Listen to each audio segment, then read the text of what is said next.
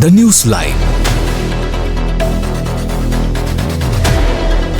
In today's video commentary, we will cover several critical developments concerning the State of Israel.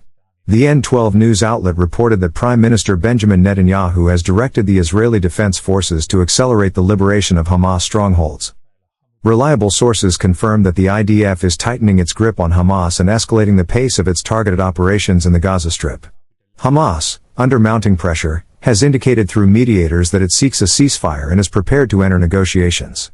Israel remains unyielding, refusing to consider any ceasefire until the remaining hostages are freed.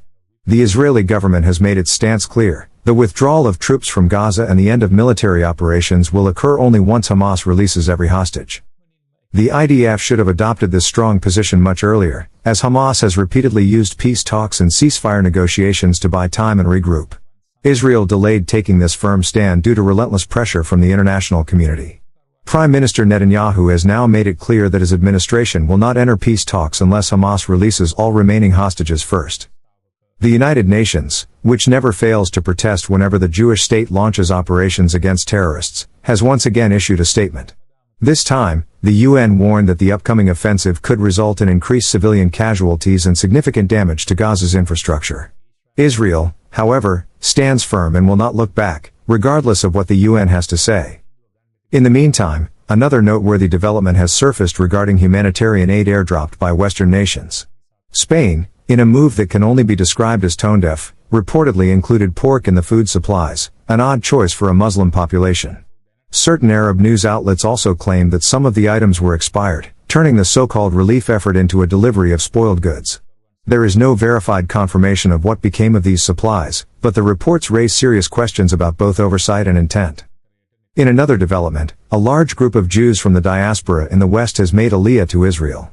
Normally, when wars break out, citizens flee to other countries for survival, as seen when hundreds of thousands of Ukrainians sought refuge in the United States, and some even crossed into Russia.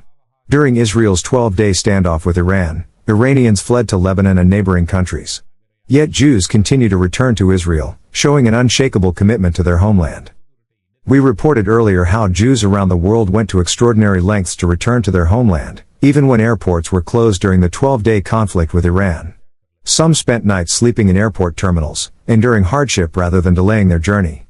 Others, unable to fly, chose to sail across the sea to make Aliyah to Israel. These are not exaggerations, these are real incidents that reflect the unwavering determination, courage, and deep connection of Jews to their homeland. In fact, 45 families with 125 children, forming part of a group of 225 new immigrants on a Nefesh charter flight, arrived at Ben Gurion Airport on August 20, 2025. This remarkable arrival took place while Israel stands on the verge of launching Operation Gideons Chariots, State 2. The determination of Jews making Aliyah has grown even stronger since October 7, despite events that might have discouraged others from returning.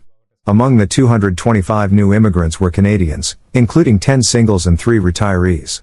The group ranged in age from just 9 months old to 72 years, a vivid testament to the enduring commitment of Jews of all generations to their homeland.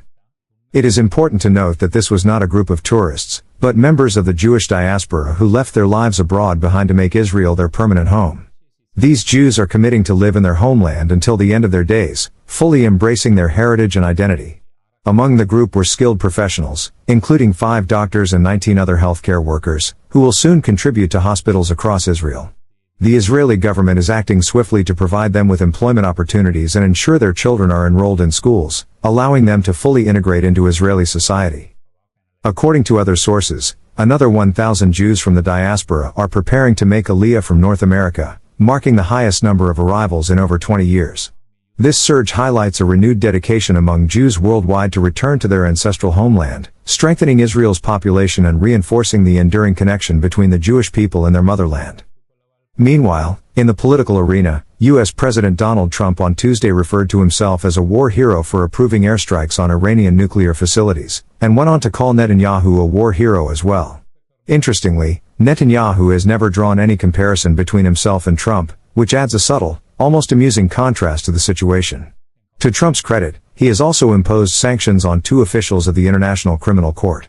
This move has been praised by Israeli political leaders, as it demonstrates a readiness to take concrete steps against individuals in power who support terrorism, preventing them from entering U.S. soil. Subscribe us for more details.